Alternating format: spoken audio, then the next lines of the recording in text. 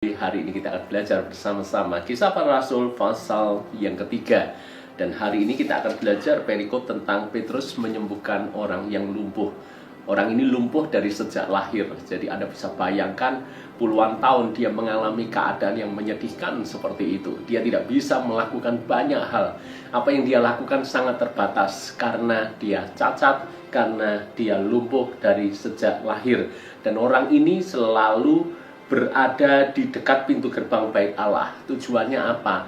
Meminta belas kasihan setiap orang yang hendak masuk ke bait Allah. Dan ketika mereka melihat Petrus, apa yang terjadi? Di dalam ayat yang ke-5. Lalu orang itu menatap mereka dengan harapan akan mendapat sesuatu dari mereka. Orang yang lumpuh ini berharap kepada Petrus supaya bisa mendapatkan sesuatu, supaya dia mendapatkan uang yang membuat dia bisa makan, membuat dia bisa melakukan banyak hal. Yang diharapkan adalah uang, bahkan mungkin sedikit uang. Lalu apa jawab Petrus? Tetapi Petrus berkata, emas dan perak tidak ada padaku, tetapi apa yang kupunyai kuberikan kepadamu. Demi nama Yesus Kristus orang Nazaret itu, berjalanlah. Kita akan melihat beberapa kebenaran penting di dalam perikop ini. Yang pertama, lihat orang lumpuh ini hanya minta sedikit uang, recehan uang. Petrus menjawab, emas perak aku tidak punya, aku tidak bisa memberikan uang kepadamu. Tetapi apa yang aku punya, aku akan berikan kepadamu. Demi nama Yesus, berjalanlah.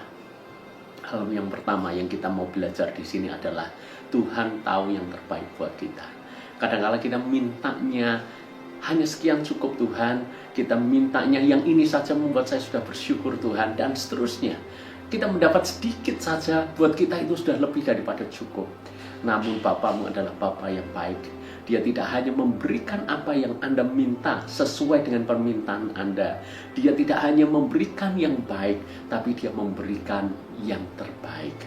Kita mintanya sekian, Tuhan selalu memberikan yang lebih. Karena Dia Bapamu yang sangat mengasihi engkau. Jadi saudara-saudara, hari ini belajarlah untuk percaya. Situasi kita pasti akan berubah. Bahkan berubah menjadi lebih baik dan lebih baik lagi.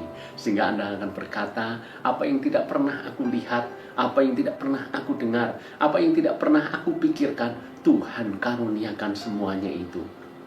Tuhan selalu menjawab lebih dari yang kita doakan.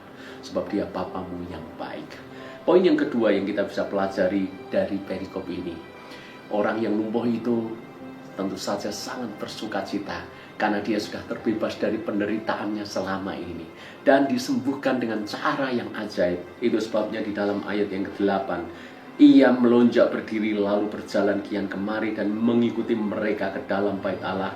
Berjalan dan melompat-lompat serta memuji Allah. Saya berkata kepada saudara, tidak semua orang yang mengalami mujizat berespon benar di hadapan Tuhan. Ada banyak orang yang mengalami mujizat tapi responnya mengecewakan. Anda masih ingat 10 orang kusta yang disembuhkan oleh Yesus.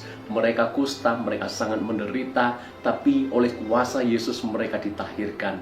Tapi lihat, mereka sudah mengalami mujizat yang luar biasa.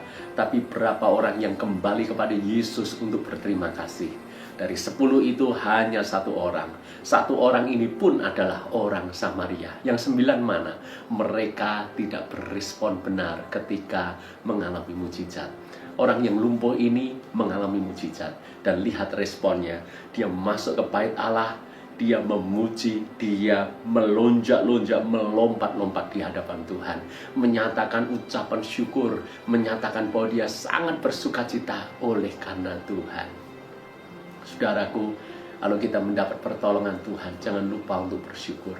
Bahkan kalaupun pertolongan Tuhan belum datang, tapi kita tetap kuat menanggungnya, saudara, belajarlah bersyukur. Respon kita untuk kita bersyukur menunjukkan bahwa kita adalah orang-orang yang tahu berterima kasih. Hal yang ketiga yang kita bisa pelajari dari perikop ini, ayat yang ke-10. Lalu mereka mengenal dia sebagai orang yang biasanya duduk meminta sedekah di gerbang indah bait Allah. Sehingga mereka takjub dan tercengang tentang apa yang telah terjadi padanya. peristiwa itu menggegerkan orang-orang yang ada pada waktu itu.